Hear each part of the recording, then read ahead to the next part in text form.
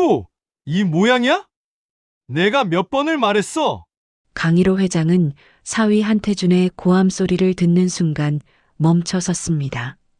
그리고 이어진 딸의 비명소리. 제발. 그만해, 아파.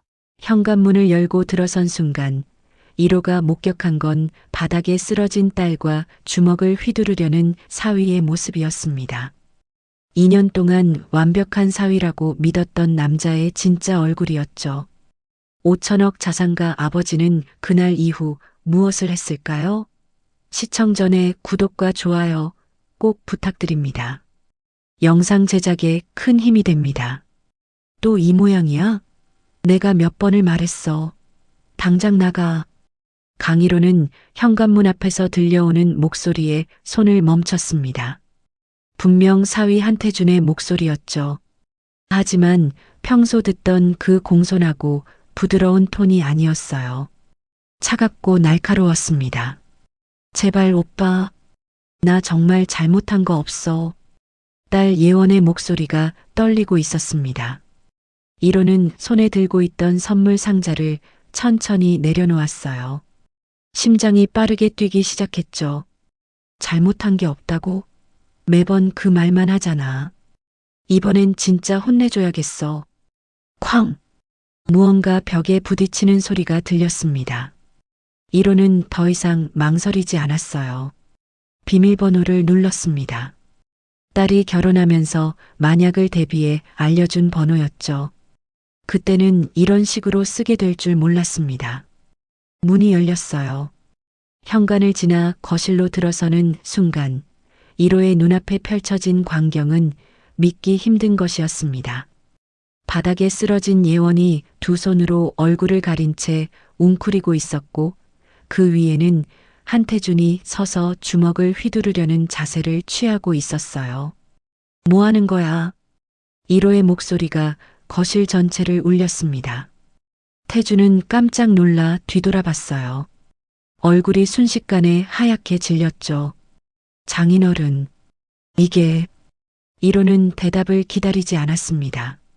큰 걸음으로 다가가 태준의 멱살을 잡았어요. 평생 남을 때려본 적 없는 사람이었지만 그 순간만큼은 달랐습니다. 감히 내 딸한테 손을 댔어? 아니에요. 오해입니다. 예원이가 넘어져서. 태준의 변명이 끝나기도 전에 1호는 그를 벽 쪽으로 밀쳤습니다. 그리고 바닥에 쓰러진 딸에게 다가갔어요. 예원의 왼쪽 눈 아래가 퉁퉁 부어 있었고 입술이 터져서 피가 흐르고 있었습니다. 예원아, 괜찮아?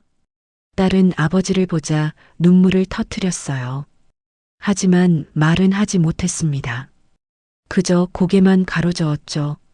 아빠가 왔어. 이제 괜찮아. 1호는 재빨리 휴대폰을 꺼내 119에 전화를 걸었습니다. 태준은 벽에 기댄 채 서 있었어요. 도망가지도 못하고 말도 못한 채 그저 떨고만 있었죠. 여보세요. 구급차 보내주세요. 강남구 대치동. 통화하는 동안에도 1호의 눈은 딸에게서 떠나지 않았습니다. 예원의 팔에는 시퍼런 멍 자국이 여러 개 보였어요. 목에도 손자국 같은 게 남아 있었죠. 이게 오늘 처음이 아니라는 걸 직감적으로 알 수 있었습니다. 구급차는 10분 만에 도착했어요. 구급대원들이 예원을 들것에 옮기는 동안 1호는 태준을 노려봤습니다. 너 움직이지 마. 나 병원 다녀올 때까지 이 집에서 한 발짝도 나가지 말라고. 태준은 고개를 끄덕였습니다.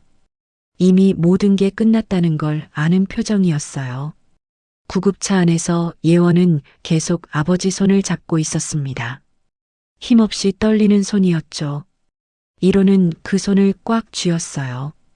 예원아, 아빠한테 말해줄 수 있겠니? 언제부터였어? 예원은 눈을 감았습니다. 대답하고 싶지 않은 표정이었어요. 하지만 1호는 기다렸습니다. 재촉하지 않았죠. 아빠, 미안해. 왜 사과를 하니? 잘못한 건 내가 아니잖아. 나 때문에 아빠가 힘들어질까 봐. 딸의 목소리는 점점 작아졌습니다. 이로는 가슴이 무너지는 것 같았어요. 2년 동안 딸이 무슨 생각으로 살아왔을지 상상만 해도 견딜 수 없었습니다. 이제 아무 걱정하지 마. 아빠가 다 해결할게. 구급차가 병원 응급실에 도착했어요. 의료진이 재빨리 예원을 옮겼고 이로는 그 뒤를 따라갔습니다. 응급실 불빛이 차갑게 빛나고 있었죠. 보호자분이시죠? 잠시 밖에서 기다려주세요. 간호사의 말에 이로는 고개를 끄덕였어요. 하지만 발이 떨어지지 않았습니다. 유리문 너머로 딸이 침대에 누운 모습이 보였죠. 의사들이 분주하게 움직이고 있었어요. 30분이 지났을까요? 담당 의사가 밖으로 나왔습니다. 40대 후반으로 보이는 여의사였어요. 보호자분이십니까? 네, 제가 아버지입니다. 의사는 차트를 보며 말했습니다. 따님 상태가 심각합니다. 외상만 해도 여러 곳인데 더 큰 문제는 의사가 말을 멈췄어요. 이로는 불안한 마음으로 물었습니다. 뭐가 문제입니까? 엑스레이를 찍어봤는데요. 오래된 골절 흔적이 여러 군데 보입니다. 골절이요? 네. 최소 1년은 된 것 같습니다. 갈비뼈 2곳, 왼쪽 팔뚝 1곳, 그리고 손목에도 금이 갔던 흔적이 있어요. 1호의 손이 떨렸습니다. 1년이라는 말이 귀에 계속 맴돌았죠. 그게 어떻게 된 건지 의사는 조심스럽게 말했어요. 제 경험상으로는 가정폭력 피해자들에게서 자주 보는 패턴입니다. 혹시 따님이 최근에 다른 병원을 방문한 적이 있으신지? 1호는 고개를 저었습니다. 아니, 정확히는 몰랐어요. 딸이 병원에 갔는지 안 갔는지조차 확인하지 않았던 겁니다. 잘 모르겠습니다. 제가 너무 무관심했나 봅니다. 자책하지 마세요. 지금이라도 아셨으니 다행입니다. 따님을 입원시켜서 정밀 검사를 해야 할 것 같은데요. 그렇게 해주세요. 비용은 상관없으니 최선을 다해 주십시오. 의사가 고개를 끄덕이고 돌아갔어요. 1호는 복도 벤치에 주저앉았습니다.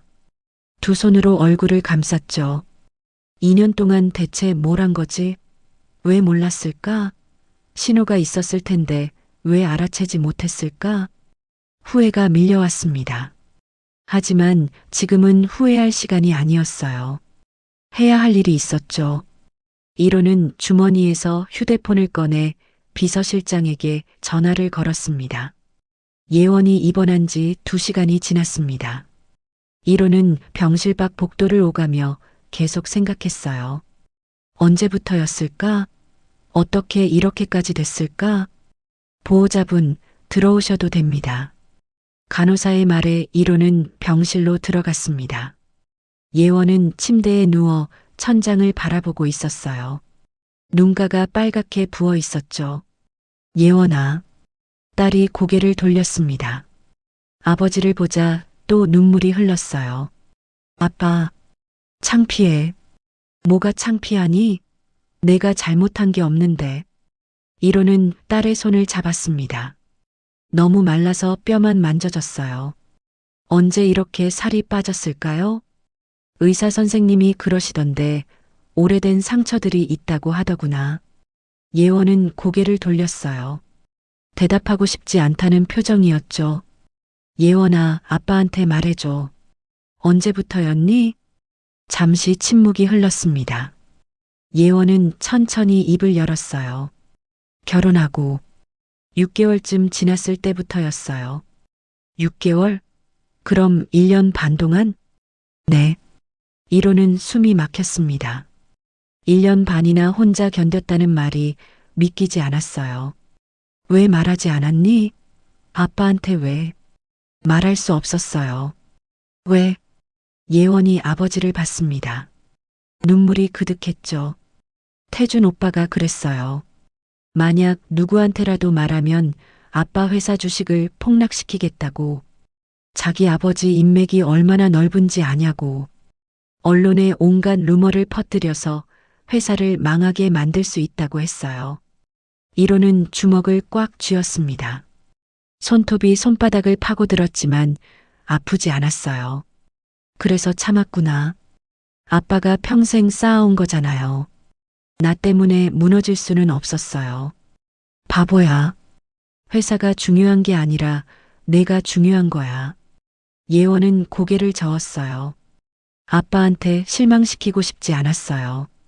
강일호 회장의 딸이 이런 꼴로 살고 있다는 게 알려지면 아빠 체면이 어떻게 돼요? 체면이 뭐가 중요하니? 내 딸이 맞고 사는데. 1호의 목소리가 커졌습니다. 복도에서 간호사가 문을 열고 들여다봤어요. 1호는 손을 들어 괜찮다는 신호를 보냈죠. 미안해, 아빠. 내가 잘못했어. 내가 왜 사과를 하니? 잘못한 건 그놈이지. 1호는 딸의 머리를 쓰다듬었습니다. 예원은 아버지 품에 얼굴을 묻었어요. 2년 만에 처음으로 안전하다고 느꼈습니다. 이제 다 말해줄 수 있겠니? 어떻게 시작됐는지. 예원은 천천히 고개를 끄덕였어요. 그리고 입을 열었습니다. 처음엔 작은 일이었어요. 제가 저녁을 조금 늦게 준비했는데 태준 오빠가 회사에서 안 좋은 일이 있었나 봐요. 갑자기 소리를 지르더니 식탁을 뒤엎었어요. 1호는 가만히 들었습니다. 끼어들지 않았어요. 그날 밤에 사과했어요. 무릎까지 꿇으면서 다시는 그러지 않겠다고. 저도 한 번의 실수라고 생각했죠. 하지만 예원의 목소리가 떨렸습니다. 한 달 후에 또 그랬어요. 제가 설거지하다가 그릇을 깼는데 그게 오빠가 아끼던 머그컵이었어요. 그때 처음으로 저를 밀쳤어요. 벽에 부딪혀서 팔목을 삐끗했죠. 첫 번째 골절이구나. 네. 병원에 갔는데 의사 선생님이 물어보시더라고요. 어떻게 다쳤냐고. 저는 넘어졌다고 거짓말했어요. 1호는 눈을 감았습니다. 그때 의사가 신고했더라면 이렇게까지 되지 않았을 텐데. 그 후로는요? 점점 심해졌어요. 작은 일에도 화를 내고 물건을 던지고 소리를 지르고 그러다가 결국 저를 때리기 시작했죠. 예원은 자신의 팔을 봤습니다. 멍 자국이 여러 개 있었어요. 갈비뼈가 부러진 건 작년 겨울이었어요. 제가 명절에 친정에 가고 싶다고 했다가 그날 밤에 말을 잇지 못했습니다. 1호는 딸을 꼭 안아줬어요. 이제 괜찮아. 아빠가 지켜줄게. 그때 병실 문이 열렸습니다. 담당 의사가 들어왔어요. 보호자분, 검사 결과가 나왔습니다. 의사는 차트를 펼쳤습니다. 예상했던 것보다 상태가 좋지 않습니다. 영양 상태가 심각하게 불량하고요. 만성 스트레스로 인한 탈모 증상도 보입니다. 그리고 의사가 잠시 망설였어요. 뭡니까? 정신과 상담이 필요할 것 같습니다. 따님이 지금 외상 후 스트레스 장애 증상을 보이고 있어요. 1호는 고개를 끄덕였습니다. 필요한 치료 다 해주세요. 제가 다 알아서 할 테니까 선생님은 제 딸만 잘 돌봐주시면 됩니다. 알겠습니다. 그리고 한 가지 더. 의사가 1호를 조용히 밖으로 불렀어요. 복도에 나와서 낮은 목소리로 말했습니다. 경찰에 신고하셔야 할 것 같습니다. 이 정도면 명백한 가정 폭력 사건이에요. 그러겠습니다. 그리고 혹시 따님이 다른 병원도 다녔을 가능성이 있습니다. 확인해 보시는 게 좋을 것 같아요. 어떻게 확인하죠? 건강보험공단에 조회 요청하시면 됩니다. 최근 2년간 진료 기록을 다 받아보실 수 있어요. 1호는 바로 비서실장에게 전화를 걸었습니다. 건강보험공단에 연락해서 예원이 최근 2년간 병원 기록 다 받아와. 알겠습니다, 회장님. 그리고 한태준, 그놈 신상정보 전부 조사해. 24시간 안에 내 책상에 올려놔. 무슨 일이십니까? 내 사위가 내 딸을 때렸어.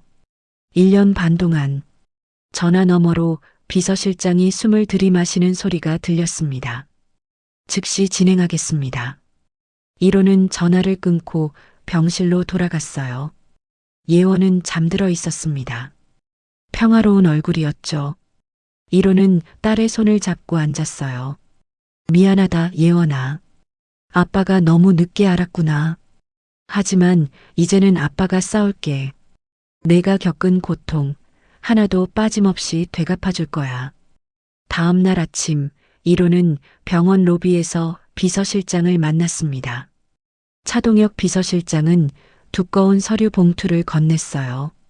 건강보험공단에서 받은 자료입니다. 1호는 봉투를 열었습니다. 엑셀로 정리된 진료 기록이 나왔어요. 날짜, 병원 이름, 진료 과목이 빼곡하게 적혀 있었죠. 이게 다야? 네. 최근 2년간 총 17번 병원을 방문했습니다. 17번이나? 1호는 자료를 자세히 봤어요. 정형외과가 8번, 내과가 5번, 피부과가 4번이었습니다. 그런데 특이한 점이 있습니다. 뭔데? 모두 다른 병원입니다. 같은 병원을 2번 간 적이 없어요. 1호는 고개를 끄덕였습니다. 의사 말이 맞았어요. 학대 가해자들이 흔히 쓰는 수법이었죠. 한태준 그놈 조사는 어떻게 됐어? 차동혁이 또 다른 서류를 꺼냈습니다. 여기 있습니다. 한태준, 35세. 대한테크 구매팀 부장입니다. 대한테크? 네. 중견 전자부품 제조업체입니다. 연매출 300억 정도 되고요. 1호는 서류를 넘겼어요. 한태준의 학력, 경력이 나와 있었습니다. 서울대 경영학과 나왔네. 성적도 좋고 겉으로는 완벽해 보입니다. 하지만 차동혁이 다음 페이지를 펼쳤어요. 대학 시절 여자친구가 3명 있었는데 그중 2명이 헤어진 후 정신과 치료를 받았습니다. 이유는 정확히는 확인되지 않았습니다. 하지만 주변 증언으로는 데이트 폭력이 의심됩니다. 1호의 눈빛이 차갑게 변했어요. 계속해. 그리고 현재 불륜관계를 유지하고 있습니다. 뭐? 차동혁이 사진 몇 장을 꺼냈습니다. 한태준이 젊은 여성과 호텔에 들어가는 모습이었어요. 같은 회사 마케팅팀 대리 김유라 씨입니다. 1년 전부터 관계를 유지하고 있는 것으로 확인됩니다. 1호는 사진을 구겨버렸습니다. 손이 떨렸어요. 이 계좌식이 더 있습니다. 차동혁이 재무 자료를 펼쳤어요. 한태준 씨 명의로 된 오피스텔이 있습니다. 강남역 근처인데 매달 관리비 포함 150만 원씩 나가고 있어요. 그곳에서 만나는군. 네. 그리고 김유라 씨 통장에 매달 200만 원씩 입금되고 있습니다. 1호는 서류를 탁자에 내려놓았어요. 너무 화가 나서 손이 떨렸죠. 대한테크는 어떤 회사야? 차동혁이 노트북을 열었습니다. 중견기업입니다. 주요 거래처가 화면을 보여줬어요. 1호는 눈을 크게 떴습니다. 우리 계열사잖아. 네. 대한테크의 주요 납품처 80%가 회장님 계열사입니다. 일성전자, 일성디스플레이, 일성반도체. 그럼 우리가 손 떼면 바로 무너집니다. 대한테크는 우리 없이는 못 버팁니다. 1호는 차가운 미소를 지었어요. 좋아. 카드는 우리가 쥐고 있는 셈이로군. 그리고 한 가지 더 있습니다. 차동혁이 조심스럽게 말했습니다. 대한테크 대표가 한석환 씨인데 한태준의 아버지입니다. 그건 알아. 한석환 대표가 최근 자금 압박을 받고 있습니다. 은행 대출이 500억인데 올해 말만기가 도래합니다. 갚을 능력은 어렵습니다. 현금 흐름이 좋지 않아요. 1호는 고개를 끄덕였습니다. 모든 퍼즐이 맞춰지고 있었어요. 주거래 은행이 어디야? 한국산업은행입니다. 산업은행 이사장 김태영 씨, 내 대학 선배지? 네, 맞습니다. 오늘 저녁에 만나자고 해. 알겠습니다. 1호는 창밖을 바라봤습니다. 서울 시내가 한눈에 보였어요. 한태준, 내가 내 딸한테 한 짓을 똑같이 되돌려줄 거야. 아니, 그보다 더 크게. 그때 휴대폰이 울렸습니다. 병원에서 온 전화였어요. 예원이가 깼습니다. 보호자분 오시겠습니까? 지금 갑니다. 1호는 서류를 챙겨 병실로 향했습니다. 예원은 침대에 앉아 창밖을 보고 있었어요. 예원아, 잘 잤니? 네, 아빠. 아침은 먹었어? 아직이요. 입맛이 없어서. 1호는 딸 옆에 앉았습니다. 예원아, 아빠가 물어볼 게 있어. 뭐예요? 시댁 식구들은 알고 있었니? 태준이가 너한테 손을 댄다는 걸. 예원은 고개를 끄덕였어요. 시어머니는 알았어요. 뭐라고 하던데? 딸의 눈에 눈물이 맺혔습니다. 내가 잘못해서 그런 거라고 했어요. 남편 기분 잘 맞춰주면 맞을 일이 없다고. 그리고 시댁 명예를 생각해서 절대 밖에 말하지 말라고 했어요. 1호는 주먹을 꽉 쥐었습니다. 그래서 더 참았구나. 네. 저 혼자만의 문제가 아니라고 생각했어요. 만약 제가 이혼하면 아빠한테도 피해가 갈 것 같았고 시댁에서도 가만 안 둘 것 같았어요. 1호는 딸의 손을 잡았어요. 예원아, 이제 아무 걱정하지 마. 아빠가 다 해결할 테니까. 어떻게요? 1호는 미소를 지었습니다. 하지만 그 미소는 차가웠어요. 한태준, 그놈이 내한테 한 것을 똑같이 되돌려줄 거야. 회사도 명예도 모든 걸 빼앗을 거야. 예원은 아버지를 봤습니다. 걱정스러운 표정이었죠. 아빠 괜찮을까요? 태준 오빠 아버지가 꽤 힘이 있다고 들었는데. 1호는 고개를 저었어요. 그깟 중견기업 하나 걱정할 것 없어. 아빠가 누군지 보여줄 거야. 1호는 병원을 나와 회사로 향했습니다. 차 안에서 비서실장에게 전화를 걸었어요. 비상회의 소집해. 법무팀, 재무팀, 전략기획팀 전부. 언제까지입니까? 지금 당장. 1시간 안에 회의실로 모이라고 해. 알겠습니다. 차는 빠르게 달렸습니다. 1호는 창밖을 보며 생각했어요. 어떻게 하면 가장 효과적으로 한태준을 무너뜨릴 수 있을까?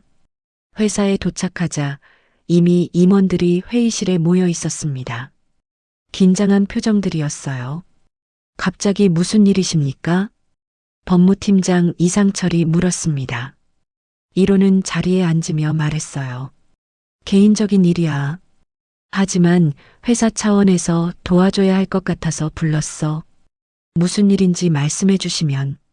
1호는 잠시 망설였습니다. 하지만 숨길 필요가 없다고 판단했어요. 내 사위가 내 딸을 때렸어. 1년 반 동안. 회의실이 조용해졌습니다. 누구도 말하지 않았어요. 그 사위 이름이 한태준이야. 대한테크 구매팀 부장이고 재무팀장 박민호가 고개를 끄덕였습니다. 아, 대한테크요. 우리 주요 협력업체죠. 맞아. 그래서 오늘부터 대한테크에 대한 전면 조사를 시작할 거야. 어떤 조사입니까? 1호는 서류를 펼쳤어요. 재무 상태, 거래 내역, 법적 문제, 모든 걸 다 조사해. 흠집 하나라도 있으면 전부 찾아내. 이상철이 조심스럽게 물었습니다.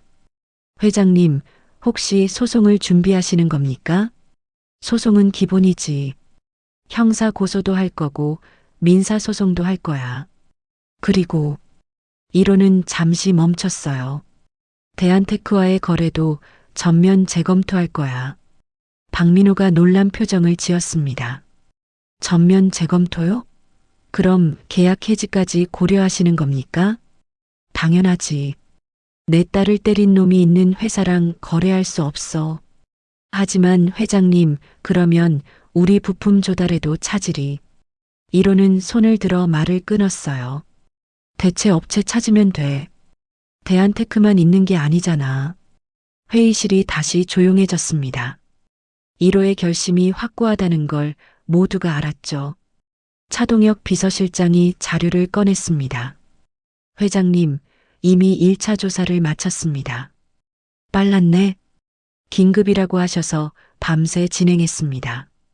차동혁이 자료를 나눠줬어요. 임원들이 하나씩 받아봤습니다. 대한테크의 재무 상태부터 말씀드리겠습니다. 화면에 재무제표가 떴어요. 겉으로는 괜찮아 보입니다. 하지만 실상은 다릅니다. 부채 비율이 200%가 넘고요. 유동성이 심각하게 부족합니다. 구체적으로 얼마나? 현금성 자산이 50억밖에 없습니다. 하지만 올해 말만기 도래하는 대출이 500억입니다. 갚을 능력이 없다는 거네. 네. 연장을 받아야 하는데 은행에서 쉽게 해주지 않을 겁니다. 왜? 대한테크의 주요 매출처가 우리 계열사인데 만약 우리가 계약을 해지하면 대한테크는 바로 위기에 처합니다. 은행도 그걸 알고 있죠. 1호는 고개를 끄덕였어요. 그럼 우리가 카드를 쥐고 있는 셈이로군. 맞습니다. 이상철 법무팀장이 말했습니다. 회장님, 법적 문제도 몇 가지 발견했습니다. 뭔데? 대한테크가 최근 3년간 세금 신고를 제대로 하지 않은 정황이 있습니다. 특히 해외 거래 관련해서요. 탈세? 확실하지는 않지만 의심됩니다. 국세청에 제보하면 조사 들어갈 겁니다. 1호는 만족스러운 표정을 지었어요. 좋아. 계속 파고들어. 그리고 한태준 개인에 대해서도 조사했습니다. 차동혁이 다른 자료를 꺼냈어요. 횡령 의혹이 있습니다. 횡령? 네. 한태준이 구매팀 부장으로 일하면서 특정 업체와만 거래를 했는데 그 업체 대표가 한태준의 대학 동기입니다. 리베이트를 받았다는 거야? 가능성이 높습니다. 자세히 조사해 보겠습니다. 1호는 서류를 덮었어요. 24시간 안에 모든 증거를 확보해. 법적으로 문제 없을 정도로 확실하게. 알겠습니다. 그리고 대한테크와의 계약 해지 수순도 밟아. 법적 하자 없도록 준비해. 박민호가 물었습니다. 언제부터 시행하시겠습니까? 다음 주부터. 임원들이 놀랐어요. 너무 빠른 결정이었죠. 회장님, 그렇게 급하게 하시면 우리도 손해가. 1호는 박민호를 쳐다봤습니다. 차가운 눈빛이었어요. 손해가 얼마나 되는데? 대략 50억 정도 예상됩니다. 50억? 그까짓 거 신경 쓸 것 없어. 내 딸이 겪은 고통에 비하면 아무것도 아니야. 회의실이 조용해졌습니다. 누구도 반박하지 못했어요. 더 할 말 없으면 각자 업무 시작해. 24시간 안에 결과 보고해. 알겠습니다. 임원들이 하나씩 자리에서 일어났습니다. 1호는 혼자 남아 창밖을 바라봤어요. 한태준, 각오해라. 지옥이 뭔지 보여줄 테니까. 다음 날 저녁 1호는 경호원 3명을 대동하고 한태준의 집으로 향했습니다. 차 안에서 차동혁이 보고했어요. 한태준은 지금 집에 있습니다. 혼자인 것으로 확인됩니다. 좋아. 차가 아파트 앞에 멈췄습니다. 1호는 차에서 내려 건물로 들어갔어요. 엘리베이터를 타고 15층으로 올라갔죠. 초인종을 눌렀습니다. 잠시 후 한태준이 문을 열었어요. 1호를 보자 얼굴이 하얗게 질렸죠. 장인어른. 1호는 대답하지 않고 안으로 들어갔습니다. 경호원들이 뒤따라 들어왔어요. 한태준은 뒤로 물러섰습니다. 무슨 일로? 1호는 거실을 둘러봤어요. 깔끔하게 정리된 공간이었습니다. 하지만 벽 한쪽에 이상한 자국이 보였죠. 페인트가 벗겨지고 움푹 들어간 자국이었어요. 이게 뭐지? 1호가 그 자국을 가리켰습니다. 한태준은 대답하지 못했어요. 예원이 머리가 부딪힌 자국이야?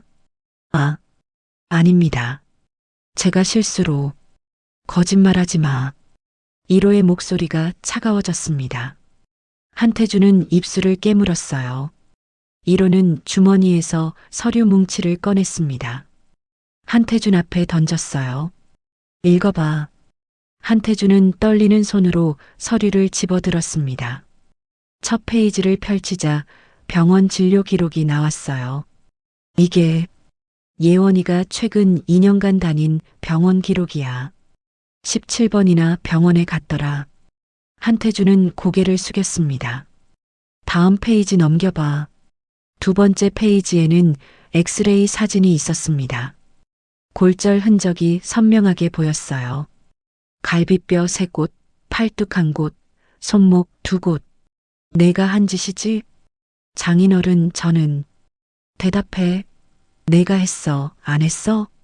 한태준은 무릎이 꺾였습니다. 바닥에 주저앉았어요. 죄송합니다. 죄송하다고? 그 말로 끝이야? 1호는 다시 서류를 꺼냈습니다. 이번에는 사진이었어요. 이건 뭐지? 사진에는 한태준이 젊은 여성과 호텔에 들어가는 모습이 찍혀 있었습니다. 이건 김유라 씨. 너희 회사 마케팅팀 대리지? 1년째 만나고 있더라. 한태준은 아무 말도 하지 못했어요. 1호는 또 다른 서류를 던졌습니다. 오피스텔 계약서야. 강남역 근처. 매달 150만 원씩 나가는데 거기서 만나지? 저는 정말. 그리고 이건 김유라 씨 통장 내역이야. 매달 200만 원씩 입금되더라. 내가 보낸 거지? 한태준은 완전히 무너졌습니다. 바닥에 엎드려 울기 시작했어요. 용서해 주세요. 제가 잘못했습니다. 1호는 그를 내려다봤습니다. 혐오스러운 눈빛이었어요. 용서? 넌 내 딸한테 용서를 구했어? 한태준은 대답하지 못했습니다. 1년 반 동안 내 딸을 때리면서 단 한 번이라도 진심으로 사과했어? 1호는 한태준의 멱살을 잡았습니다. 벽으로 밀쳐 넣었어요. 대답해. 안 했습니다. 왜? 제가 화가 나면 참을 수가 없었습니다. 1호는 한태준을 놓아줬습니다. 한태준이 바닥에 쓰러졌어요. 너 같은 쓰레기가 어떻게 내 딸과 결혼할 생각을 했어? 한태준은 울면서 대답했습니다. 죄송합니다. 정말 죄송합니다. 1호는 주머니에서 마지막 서류를 꺼냈어요. 이건 횡령 증거야. 내가 구매팀 부장으로 일하면서 특정 업체한테만 일감을 줬지? 그 대가로 리베이트 받고. 한태준의 얼굴이 더 하얗게 질렸습니다. 어떻게? 다 알아냈어. 내가 한 짓 하나하나 전부. 1호는 한태준 앞에 쪼그려 앉았어요. 눈을 마주쳤죠. 지금부터 내 말 잘 들어. 한태준은 고개를 끄덕였습니다. 첫째, 예원이랑 이혼해. 위자료는 한 푼도 받지 마. 네, 그렇게 하겠습니다. 둘째, 다시는 내 딸 앞에 나타나지 마. 100m 안에도 오지 마. 알겠습니다. 셋째, 횡령건은 검찰에 고발할 거야. 각오해. 한태준이 얼굴을 들었습니다. 장인어른, 그것만은. 1호는 손을 들어 말을 끊었어요. 협상은 없어. 내가 선택할 수 있는 건 아무것도 없어. 그리고 넷째. 1호는 일어섰습니다. 너희 회사 대한테크. 우리랑 거래 끝이야. 한태준의 눈이 커졌어요. 그건 안 됩니다. 우리 회사가 망합니다. 알아. 그게 목적이야. 1호는 뒤돌아서서 현관으로 향했습니다. 장인어른, 제발. 한태준이 1호의 다리를 붙잡았어요. 1호는 그를 차갑게 내려다봤습니다. 놓지 않으면 폭행죄로 고소할 거야. 한태준은 손을 놓았습니다. 1호는 문을 열고 나갔어요. 경호원들이 따라 나왔죠. 복도를 걸으며 이로는 차동혁에게 말했습니다. 내일 아침부터 시작해. 대한테크와의 계약 전부 해지 통보해. 알겠습니다. 그리고 검찰에도 자료 넘겨. 횡령, 배임, 모든 증거 다. 네, 회장님. 이로는 엘리베이터에 올랐어요. 문이 닫히며 한태준의 집이 시야에서 사라졌습니다. 이제 시작이야. 다음 날 오전 9시 대한테크 본사는 평소와 다름없이 분주했습니다. 직원들이 출근해서 컴퓨터를 켜고 업무를 시작했어요. 한태준은 사무실에 앉아 멍하니 모니터를 보고 있었습니다. 어젯밤 한숨도 못 잤어요. 장인의 말이 계속 머릿속을 맴돌았죠. 그때 구매팀 직원 하나가 급하게 들어왔습니다. 부장님, 큰일 났습니다. 왜 그래? 일성전자에서 계약 해지 통보가 왔습니다. 한태준은 자리에서 벌떡 일어났어요. 뭐라고? 방금 이메일 왔는데 다음 달부터 거래 중단한답니다. 이유는? 특별한 이유는 안 적혀 있고요. 그냥 회사 방침이라고만. 한태준은 자신의 이메일을 확인했습니다. 정말로 일성전자에서 계약 해지 통보가 와 있었어요. 이럴 수가. 그때 전화가 울렸습니다. 영업팀장이었어요. 부장님, 일성 디스플레이에서도 계약 해지 통보 왔습니다. 뭐? 그리고 일성 반도체도요. 한태준은 휴대폰을 떨어뜨렸습니다. 손이 떨려서 잡을 수가 없었어요. 30분 만에 주요 거래처 5곳에서 계약 해지 통보가 왔습니다.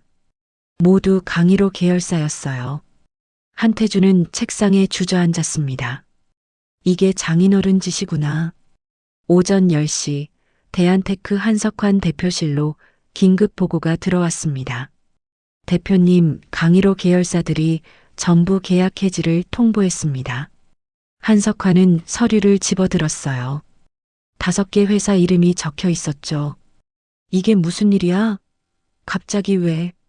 모르겠습니다. 특별한 이유도 안 적혀 있고. 한석환은 즉시 강희로에게 전화를 걸었습니다. 하지만 받지 않았어요. 비서실장에게 걸었죠. 차 비서실장, 나 대한테크 한석환인데 윤 회장님 좀 바꿔주시오. 죄송합니다. 회장님께서 통화 불가하십니다. 급한 일인데 우리 회사랑 계약 해지가 무슨 일이요?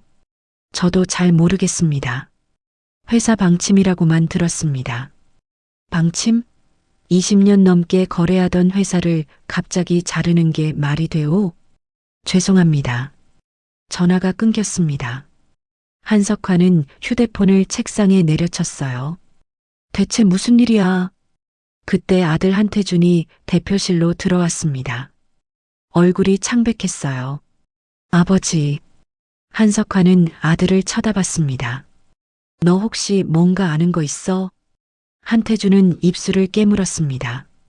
말해야 할까 말까 고민했어요. 하지만 숨길 수 없다는 걸 알았죠. 장인어른이 저한테 경고하셨습니다. 경고? 무슨 경고?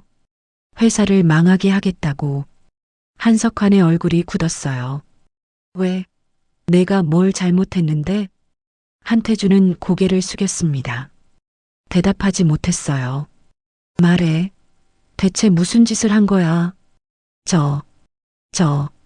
한태준의 목소리가 떨렸습니다. 예원이를 때렸습니다.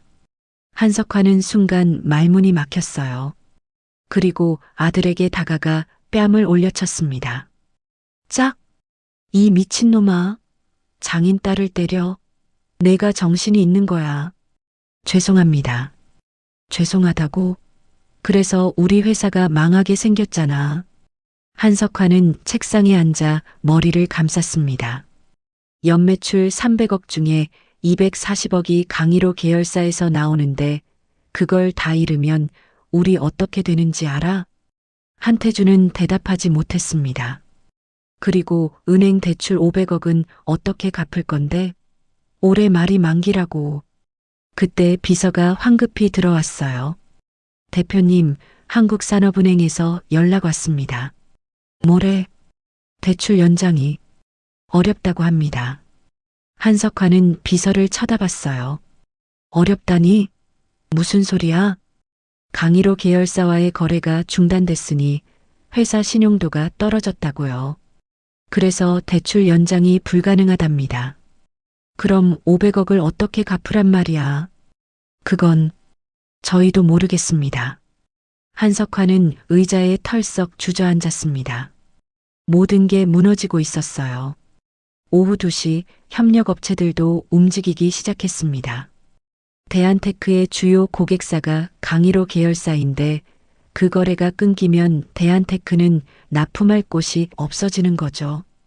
첫 번째 협력업체에서 전화가 왔어요. 대표님, 저희도 이제 대한테크랑 거래하기 어려울 것 같습니다. 왜요?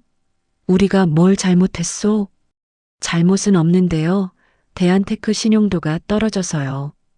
대금 결제도 제때 안 될 것 같고, 아직 한 달이나 남았는데 벌써 그런 소리를 하시오? 죄송합니다. 저희도 먹고 살아야 해서요. 전화가 끊겼습니다. 10분 후 두 번째 협력업체에서도 같은 내용의 전화가 왔어요. 그리고 세 번째, 네 번째. 하루 만에 협력업체 8곳이 이탈했습니다. 저녁 6시 한석환은 회사를 나와 강일호 회사로 향했습니다. 직접 만나서 사정해야겠다고 생각했어요.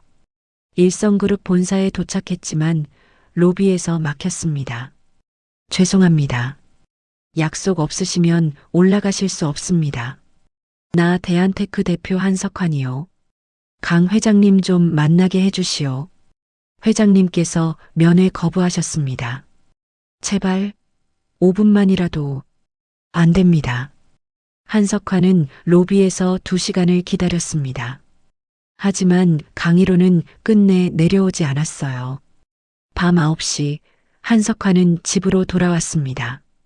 아내가 걱정스러운 얼굴로 맞이했어요. 여보, 무슨 일이에요? 회사가 어떻게 됐다는데? 한석환은 대답하지 않고 거실 소파에 주저앉았습니다. 태준이가 무슨 짓을 한 거예요? 한석환은 아내를 쳐다봤어요. 예원이를 때렸대. 아내의 얼굴이 하얗게 질렸습니다. 뭐라고요? 1년 넘게 맞고 살았대. 그래서 강 회장님이 화가 난 거야. 세상에. 우리 회사 이제 망해.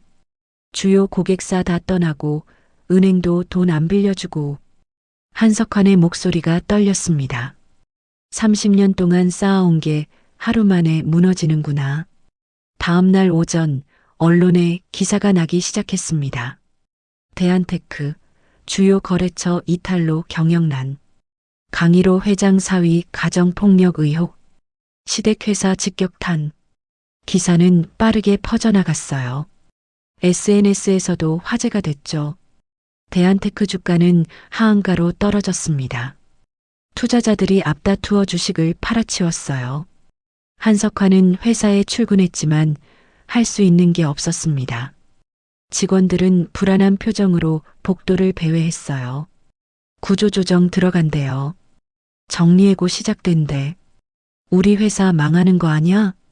속삭이는 소리가 여기저기서 들렸습니다. 오후 3시 한석환은 강일호에게 마지막으로 전화를 걸었어요.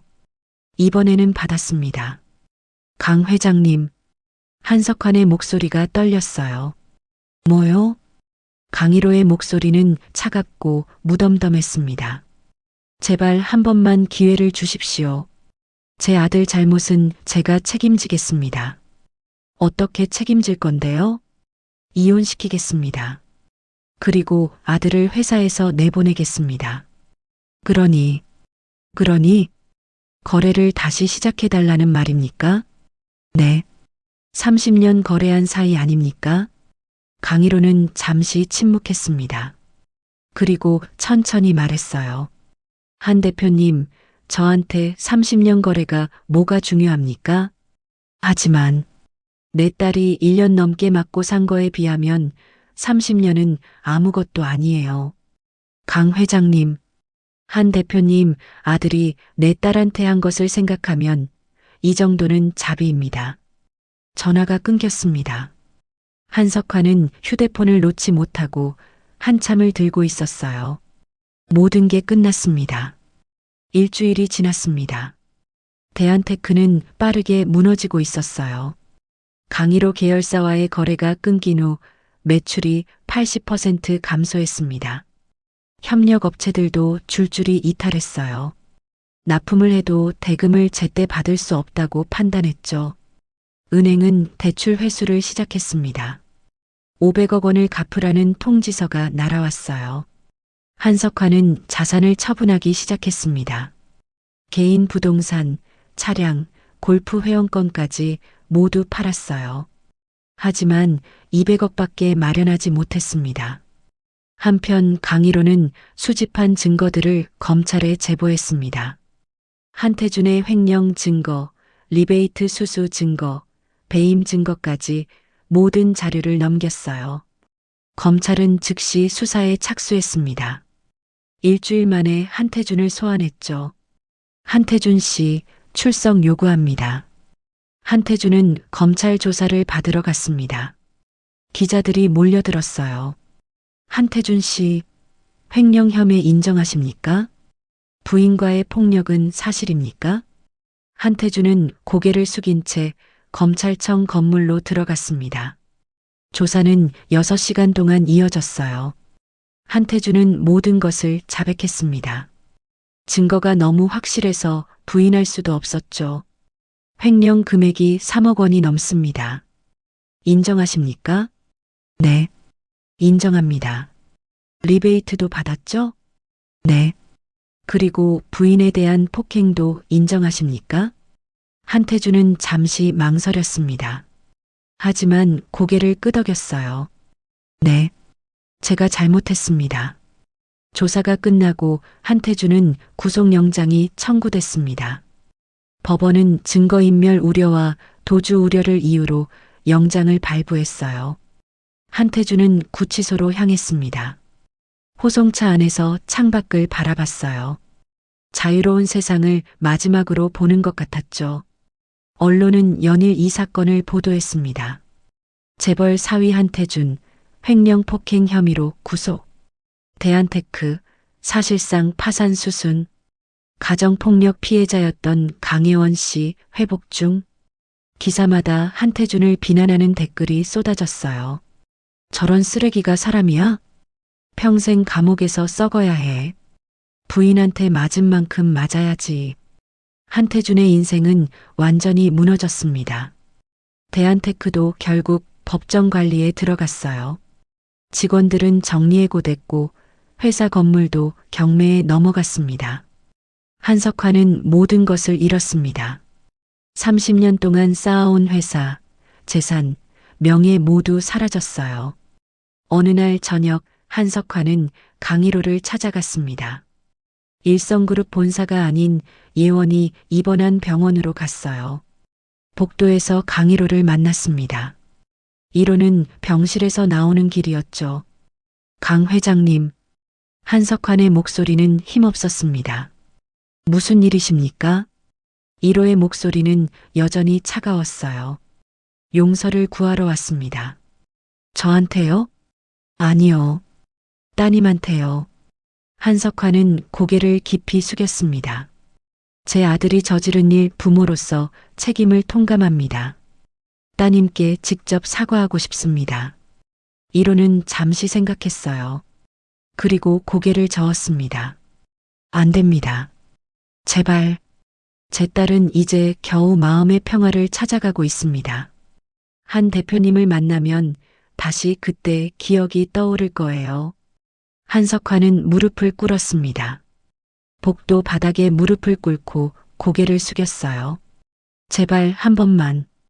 1호는 한석환을 내려다봤습니다.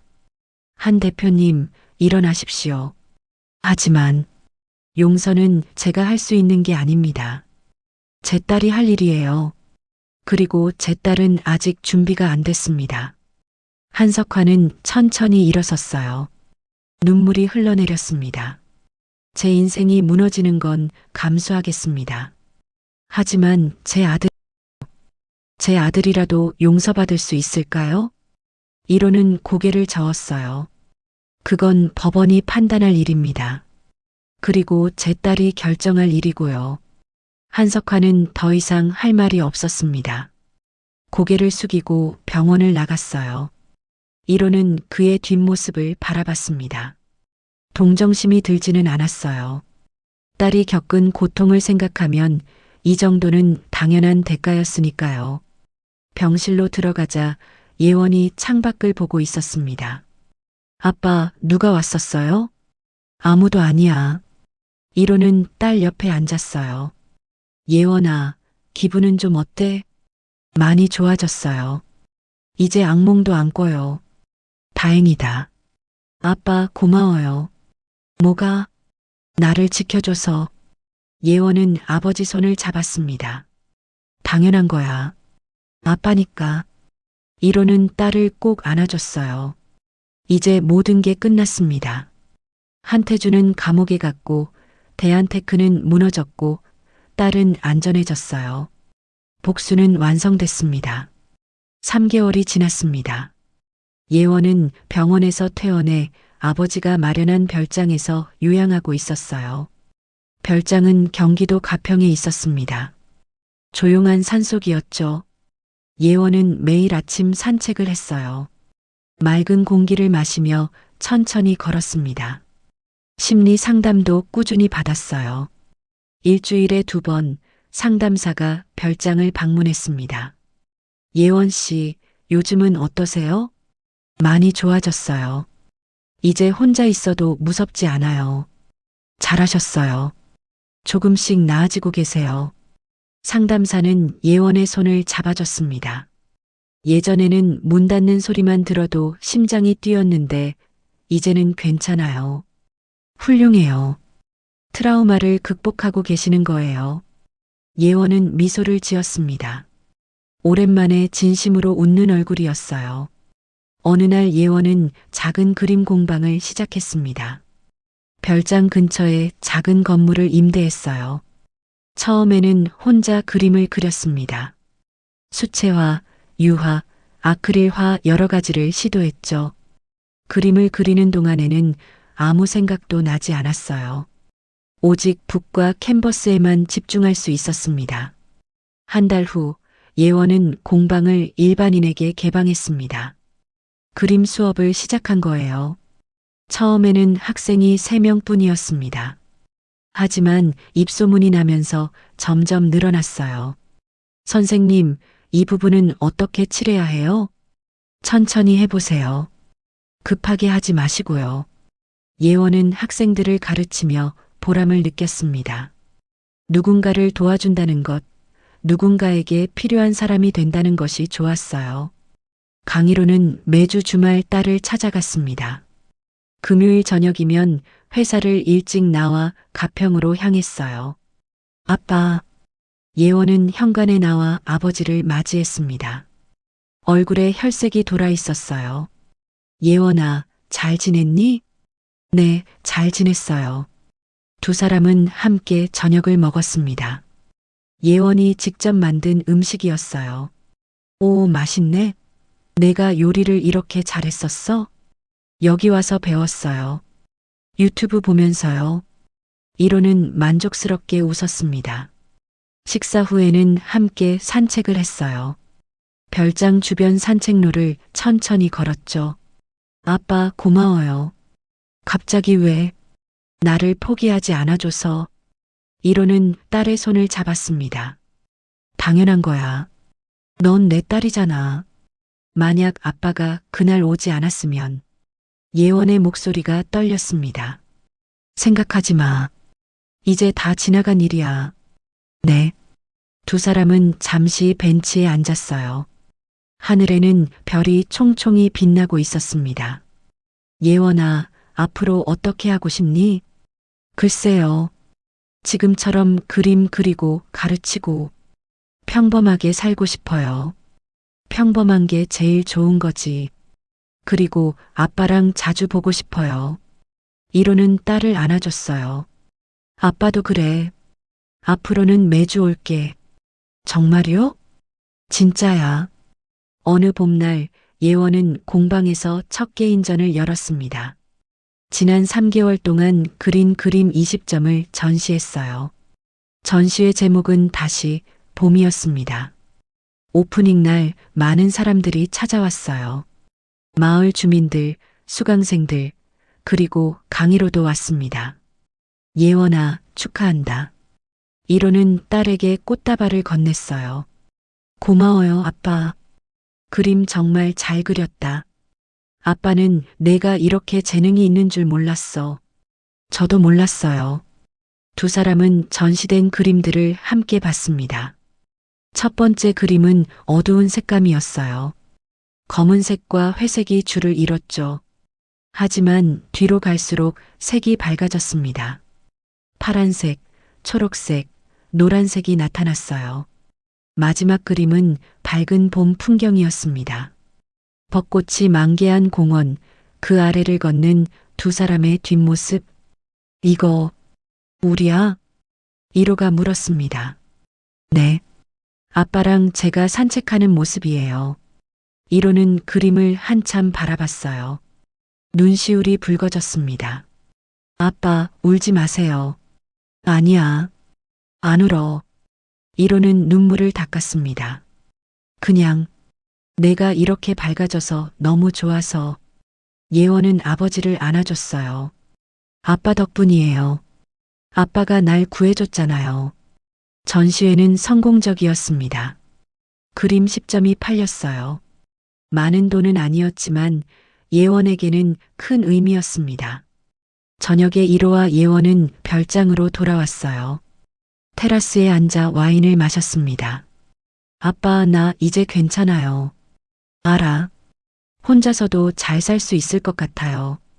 이로는 딸을 봤습니다. 그럼 이제 아빠 필요 없는 거야? 아니에요. 예원이 웃으며 대답했어요. 아빠는 계속 필요해요. 하지만 이제는 아빠 없이도 걸을 수 있다는 뜻이에요. 이로는 고개를 끄덕였습니다. 그래, 그거면 됐어. 그래도 아빠는 계속 올 거예요? 당연하지. 아빠는 내 옆에서 같이 걸을 거야. 왜요? 왜긴. 내가 내 딸이니까. 예원은 아버지 어깨에 머리를 기댔습니다. 아빠 사랑해요. 나도 사랑한다, 예원아. 두 사람은 밤하늘을 바라봤어요. 별들이 반짝이고 있었습니다. 3개월 전의 악몽은 이제 진짜 꿈처럼 느껴졌습니다. 여전히 가끔 생각나지만 예전처럼 두렵지는 않았어요. 예원은 배웠습니다. 넘어져도 다시 일어설 수 있다는 것을, 혼자가 아니라는 것을, 그리고 새로운 시작은 언제든 가능하다는 것을. 이로도 배웠습니다. 가장 중요한 것은 돈도 권력도 아니라 가족이라는 것을, 그리고 때로는 늦더라도 포기하지 않으면 된다는 것을. 봄바람이 불어왔습니다. 따뜻하고 부드러운 바람이었어요. 예원은 눈을 감고 그 바람을 느꼈습니다. 이제 무섭지 않았어요. 이제 혼자가 아니었으니까요. 지켜주지 못한 시간은 되돌릴 수 없습니다. 하지만 앞으로의 시간은 함께 만들어갈 수 있었어요. 아버지와 딸은 그렇게 새로운 봄을 맞이했습니다. 오늘 이야기가 좋으셨다면 구독과 좋아요, 알람 설정 잊지 마시고 소중한 댓글 하나가 큰 힘이 됩니다.